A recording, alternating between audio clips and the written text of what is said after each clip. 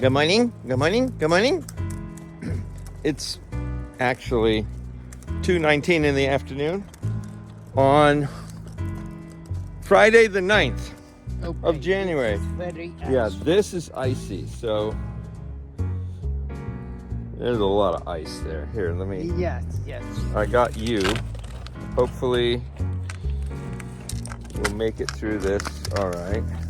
Oh, yeah, it's slick because the sun is sitting on it. Yeah. Okay, Now let's see. look it up. This is good. All right. Look at all this.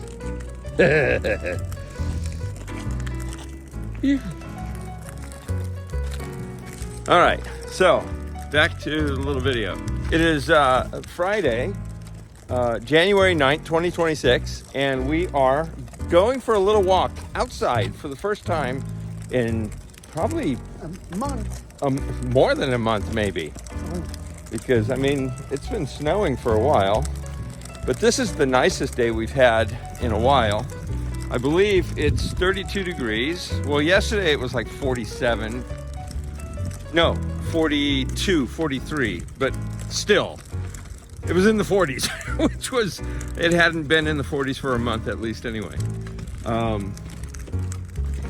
So we are going for a little walk because Dad needs to get out, as you can probably understand.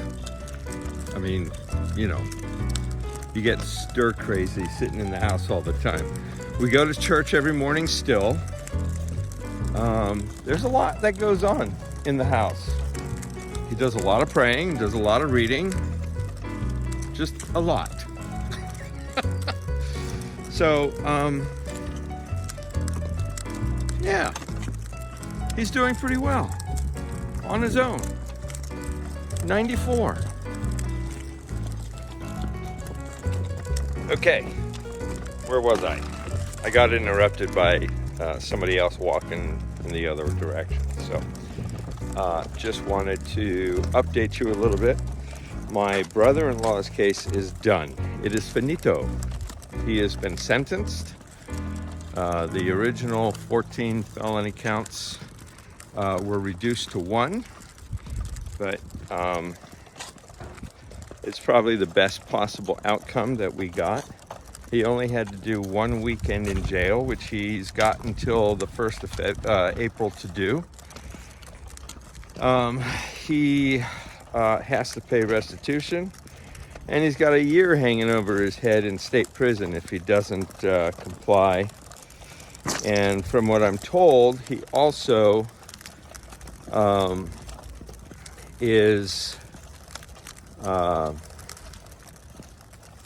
has the opportunity, the probation department at their discretion has the opportunity to extend that if he doesn't comply at any point or if he becomes a problem child. So that probation can be extended. Anyway, he has, you want to turn around? Yeah. Okay. There is a restraining order where he cannot contact us, or especially Dad. But I told his attorney that if in a couple months, as things progress, that things get better, maybe Dad would like to see him. So we'll see how that goes. But what he really wants to do is we want to see the grandkids. There's no excuse for them not coming over, the niece and nephews. My niece and nephews, Dad's grandkids, with their kids. So there's that. Now the question is, I mean, it's been about 12 days since sentencing. We still haven't heard from them. They know full well, or should by now, know full well that Opa wants to see them. He's been wanting to see them for 2.5 years since this whole thing started. But we understand that people who are trying to cover their asses will lie to their own children just to save face. And that's probably what's happened. And they may not even understand the true gravity of what all is taking place, or even have seen or heard of any of the evidence. Even though it's all public record now, they can go through and check it out. So, but we're waiting to hear from them.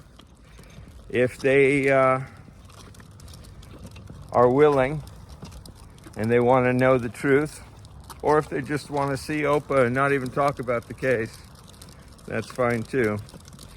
All they have to do is reach out to me and let me know. We'd be happy to make arrangements. So there's that. But Dad's health is doing good. He's doing good, as you can see. He's pushing right along on a nice sunny day. And it actually was supposed to be only sunny a little bit in the morning, and then it was going to get cloudy and ugly. But I mean, look at this sky. It is just really beautiful. Yeah, it's still cold, but it's not, you know, it's not bad. I'm just in a t-shirt, so, and a jacket, but it's not even buttoned up. I'm acclimating really well to Minnesota, if you guys are ever wondering. I think the last video I posted, I was only in a t-shirt when it was snowing, so there's that. But anyway, I just wanted to give you guys an update. A few people have been asking. They haven't heard from us over the holidays. And I wanted to give you an update as to what's been going on. And we'll go from there. I'm going to start up the podcast now that we can talk about the case. There's a lot of details, a lot of crazy details. For instance, here's just one. Just throw one out there that's really... the investigation found that when Dad had his accident in his little Jeep Liberty, it was a green little Jeep Liberty they had bought. Dad bought it used. It ended up being a little rust bucket. You know, out here in the central states, they do a lot of salting on the roads and stuff like that. And that salt gets all over the metal, and then it starts to rust. You want to go down that way? I see you eyeing it. Yeah. Okay. Anyway, so they salt everything. So everything starts to rust out over years. Well, Dad, when he bought it, it probably didn't look nearly as bad as it did when he got into the accident. A lady cut him off one morning, and it totaled the car. Well, Mark got the check of like $8,000 for that accident, and then put it in his own bank.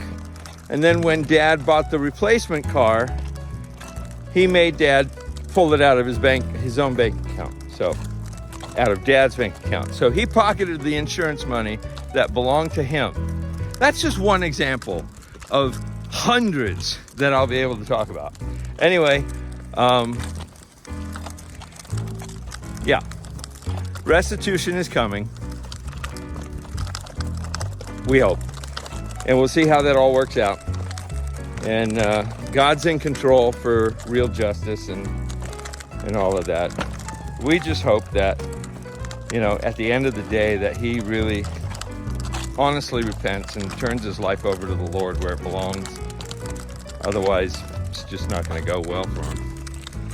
It's just the way it goes. All right. God bless you. Love you guys. That's kind of an update. Dad's doing fine.